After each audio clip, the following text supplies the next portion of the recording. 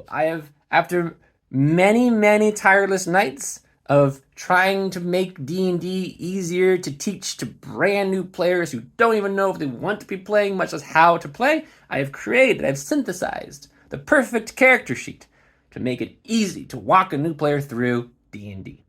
What I have here is a stack of character sheets, one for each class in Dungeons and Dragons. If you're at a new table with brand new players who've never played before, you just kind of splay these out and you say, hey, which of these sound interesting or exciting to you? Go ahead and just pick them out. Keep it. It's yours now. That's your character sheet. A lot of these character sheets all start the exact same way. You give us a name and you pick your ability scores. You'll note, omitted from traditional character creation, we're not picking race first. It is on the character sheet, is down here, but it's just cosmetic. It's not like, it doesn't affect your ability scores or your features or your movement speed. It's just a cool little like, yes, I got pointy ears. I have an example character sheet over here. This is Thoric Stormgrip. He is a dwarf, but like, I didn't want to have to like inform all these following decisions by having picked a dwarf, because then I might pick some like fighter or barbarian, right? Like, and that's on my own prejudices against dwarves, but either way, I went ahead and I built out all the ability scores. The ability scores are here. It has the previous racial modifiers baked in already as per Tasha's Culture of Everything. And at this point, if the players are brand new, you're going to want to tutorialize on what these ability scores are and what they do. Do some light role play. Be like, oh, you're trying to remember the secret code to the door.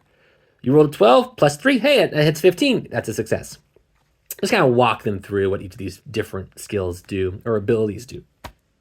The next part of character creation is your traditionally a subclass, but I'm not giving you any of those features of your subclass. Not yet, because there's still so much more I have to tutorialize. I don't have to stack on a bunch of new things from your subclass. And not all classes have subclasses, but for those who do, it's nice to know early what the flavor of your sorcerer is. Why is your sorcerer different? So you can pick out early what makes your sorcerer different, even if you're not getting those effects yet. If you keep playing them with the character, of course, you'll eventually get those effects. But for right now, it's nice to know early for roleplay. So for sorcerer, it's your sorcerer's origin. For druid, this is basically your circle, but it's also like what beasts you would possibly know when it comes time to wild shape. Your cleric is your divine origin. Some of them you wouldn't pick your subclass level 1, but I still giving you a decision to kind of like choose. This is basically giving you an NPC, teacher, mentor. The warlock is your otherworldly patron. The bard is what instrument you want to play, and I've given them funny names that are very bardic. Once you are playing in the game,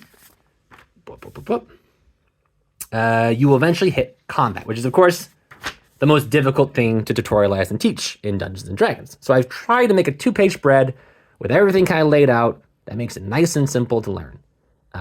We have your HP and armor class. You don't have any other like computed stats up here. You don't have any passive perception. You don't have initiative. You can just roll wisdom for perception. You can just roll dex for initiative. You'd have those explicitly written out.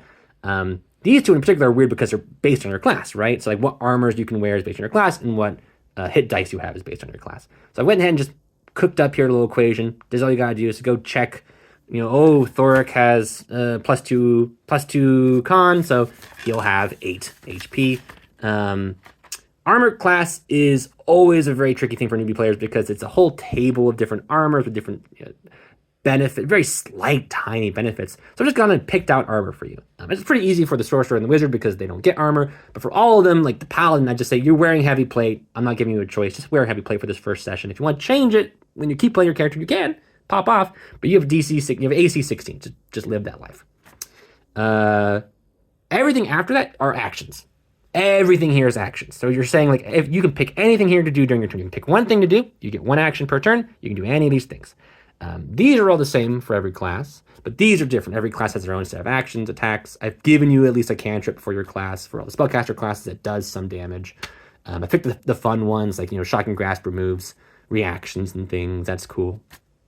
The skills look very different, don't they? Because I combine them with the list of moves. It was always very confusing for players to I have both a hide action and a stealth skill.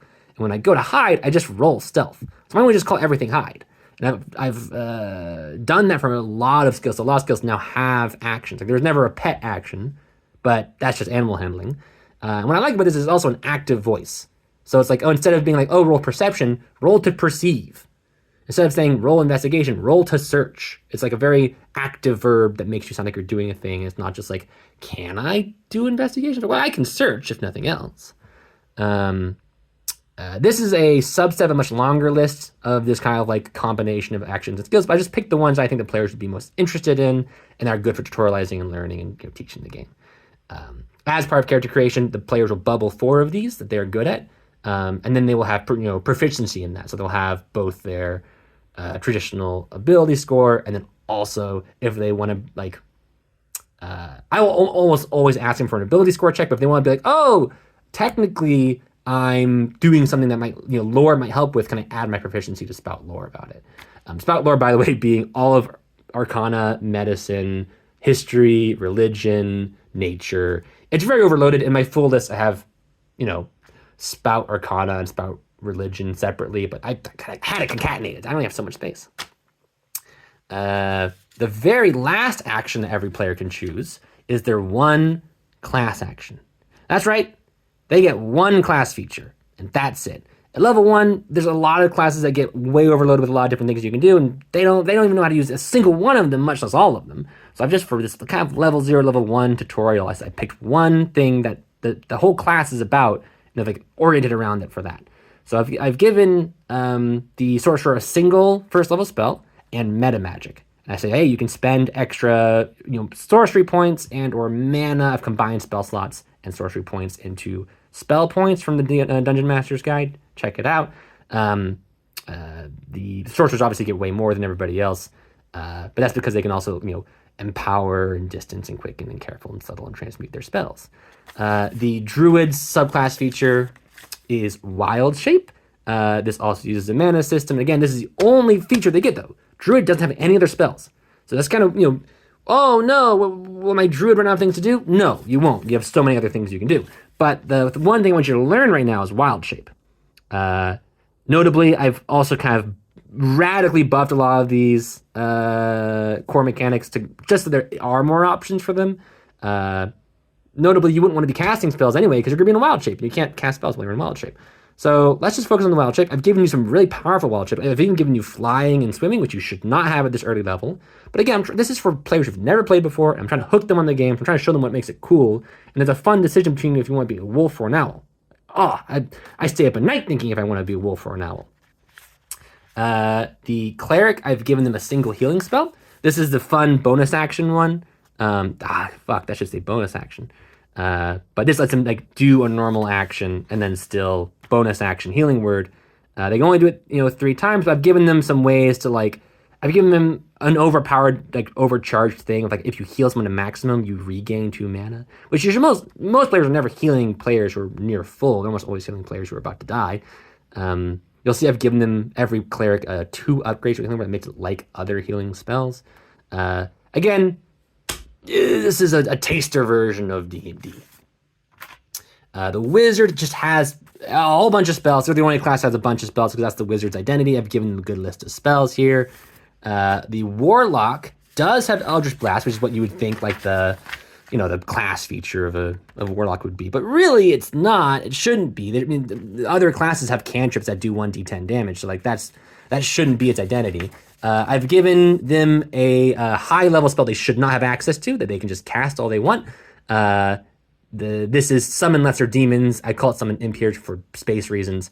The trick here is that instead of doing mana, you can spend health.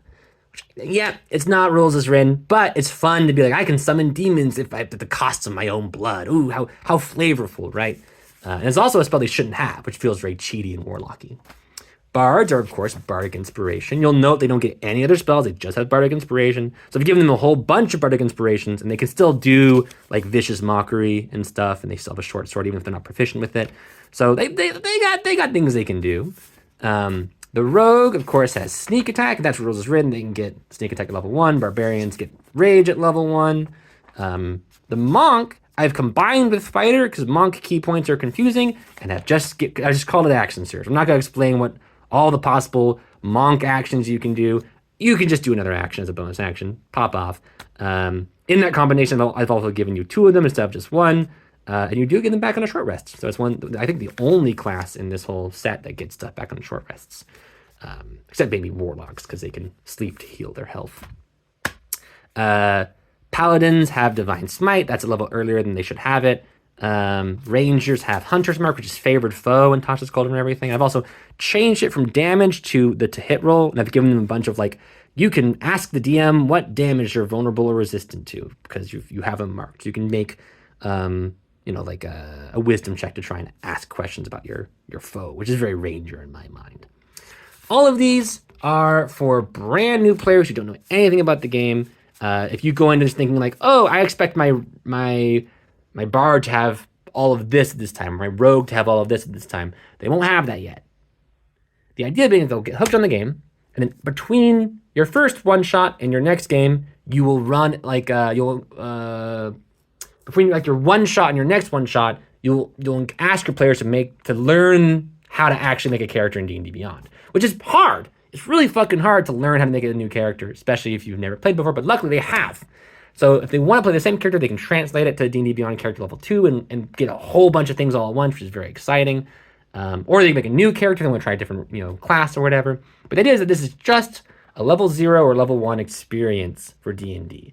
And you can do it at the table, so you don't have to ask people to make characters ahead of time. You can do it at the table. It's very fast. It doesn't take a lot of time. There's no tech issues. It really removes a lot of the cruft for teaching the game. You don't have to teach what passive perception is or initiative is. It's just the 6 ability scores, HP and AC, and a bunch of moves that you can do. And I think that's dandy. I've got a one shot tonight. I'm going to try it out. I will report back on how it goes, and I will continue making additional changes. I'm not quite happy with how much dead space there is on this version of the character sheet. So expect to see new version of this coming out soon. And until then, stay safe, everybody.